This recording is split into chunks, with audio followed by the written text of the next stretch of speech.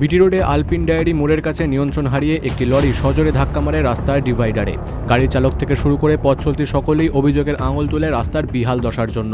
কিছুদিন আগেই রাস্তা মেরামতি হলেও এই মোড়ের কাছে রাস্তার মাঝে মাঝে রয়েছে বড় বড় গর্ত। রাতের অন্ধকারে সেই গর্ত বুঝতে না পেরে বেসামাল হয়ে মাল বোঝাই লরি রাস্তার ডিভাইডারে সজোরে ধাক্কা মারে। তার ফলে গুরুতরভাবে আহত হন গাড়ির চালক। স্থানীয়রা উদ্ধার করে তৎক্ষণাৎ লরি চালককে কামারহাটি সাগর দত্ত মেডিকেল কলেজ ও হাসপাতালে নিয়ে যায়। মেরামতির কাজ চলছে রাস্তায়। কামারহাটি ট্রাফিক মোড় থেকে সোদপুর ট্রাফিক মোড়ের দিকে এগোতেই ঠিক তারপরেই সিগন্যাল মোড়। রাস্তার কাজ সম্পন্ন হলেও সেই রাস্তায় বড় বড় গর্ত বোঝানোর জন্য ভেজা মাটির প্রলেপ দেওয়া হয়েছিল।